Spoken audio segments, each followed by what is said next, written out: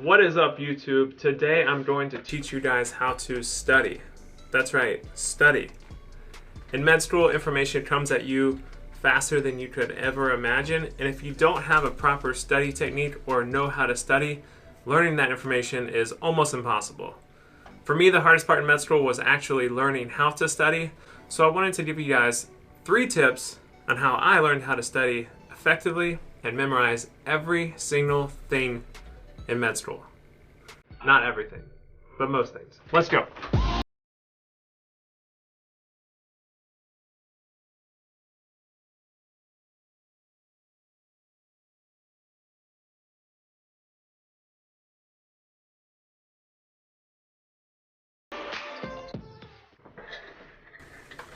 Alright, so first and foremost, I apologize for how tired I look.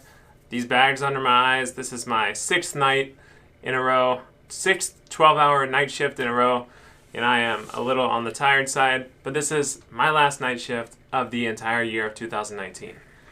Anyways, tip number 1, find a study spot, create a schedule, and get in a routine. I cannot express to you how much a routine helps you study. For me, my routine was waking up at 5 a.m., going to the library, and studying in my same cubicle or my same table every single day. For me, that was really important because once I sat at that table, it was business time and it was game on. If I were to stay at home, I would dilly-dally around, watch some TV, watch some YouTube. Instagram wasn't as popular when I was in med school, but I can imagine I'd probably be on Instagram a lot if I were in med school now. So for me, I had to get the heck out of the house, go somewhere, and get to work. Some people like studying at home. I'm not one of those people, but if you do, make sure you leave all distractions away from you and focus. I'm currently studying for radiology boards right now, and I adopted the same exact routine. I wake up early at 5 a.m., I go into the kitchen or downstairs in my apartment complex, and I get to work. And I do this before I actually go to work. So I wake up 2 hours early before work, start studying, and then go to work and come home. If I don't do that, I don't even know when I would have time to study while having a full-time job in residency. Tip number 2, find yourself a study partner, preferably smart and preferably motivated, and stick with them throughout med school. My study partner in medical school was a girl named Alexandra. Shout out to Alexandra.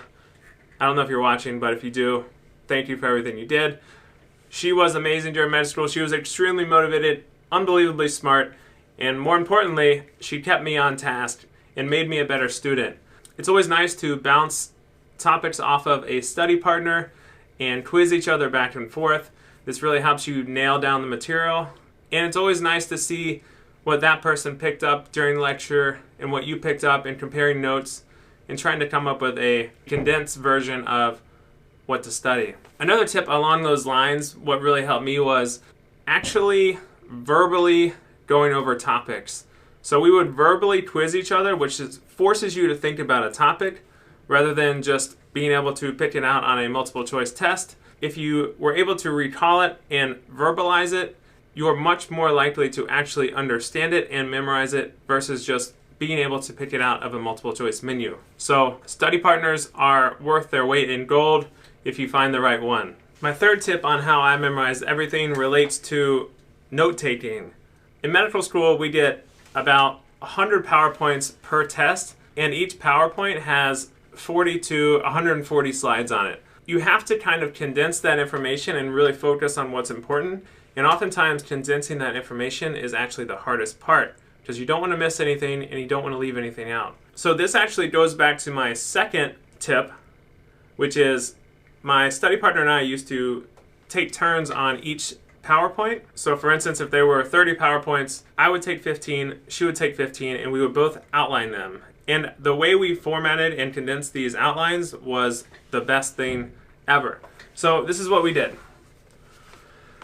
So our goal was to fit a PowerPoint onto, an entire PowerPoint onto one sheet of paper, landscape mode. So what we would do is go into Excel, split up by columns, 3 to 4 columns, of the entire PowerPoint and outline it, and then we would condense it down and fit it to one page. So the font could be really small sometimes, but it was always on a page. So what we ended up having would be like 30 pages of just pure notes like this, all on one page.